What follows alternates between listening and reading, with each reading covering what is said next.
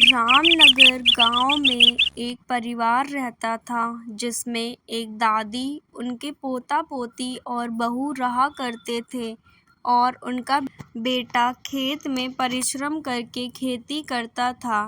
लौट कर आता है और बेटे से बोलता है, तू अब अपना कोई काम खोल। उसी दिन दादी घर पर तीखे तीखे मोमोज और उसकी टमाटर, लहसुन और हरी मिर्च से लाल चटनी बनाकर तैयार करती हैं और बच्चों को खाने के लिए देती हैं।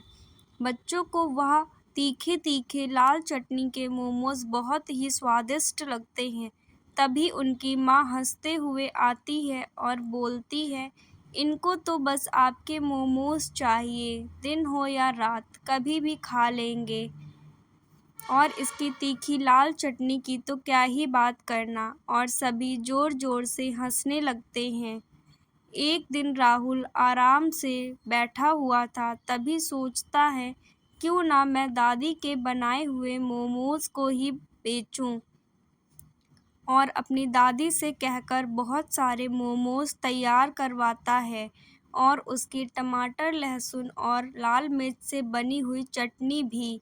और अपने पिता से बात करके अगले दिन वह गांव में मोमोज बेचने के लिए निकल जाता है और जोर जोर से पुकारता है, तीखी चटनी के लाल मोमोज, तीखी चटनी के लाल मोमोज।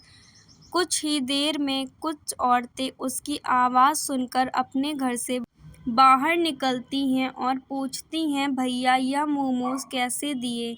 तो राहुल बोलता है, बस 20 रुपए प्लेट। उस औरत को वह मोमोज बहुत पसंद आते हैं।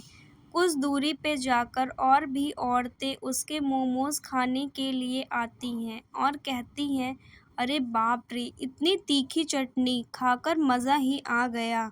भैया अगले दिन फिर से आना।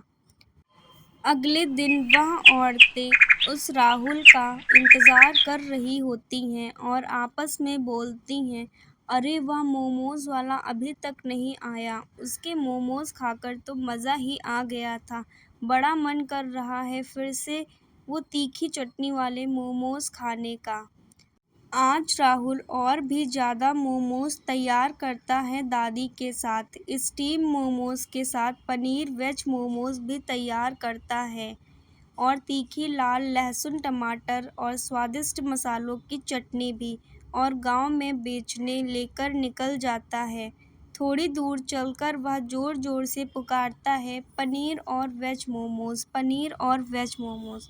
तभी एक बच्ची दौड़ती हुई और कुछ औरतें बाहर निकलती हैं और उसके मोमोज ले लेती हैं। थोड़ी ही देर में उसके सारे मोमोज बिक जाते हैं और वह अपने घर की ओर चला जाता है। उसी रात उसके घर के बाहर एक गाड़ी आकर रुकती है और उस गाड़ी से एक फूड मैनेजर बाहर निकलती हैं।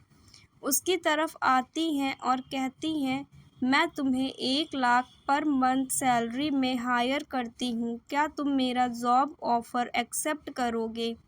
राहुल यह सुनकर बहुत ही खुश हो जाता है और मन ही मन बहुत अच्छा लगता है उसे। और सोचता है कि यह बात सुनकर तो सभी परिवार वाले और पिताजी बहुत ही खुश होंगे।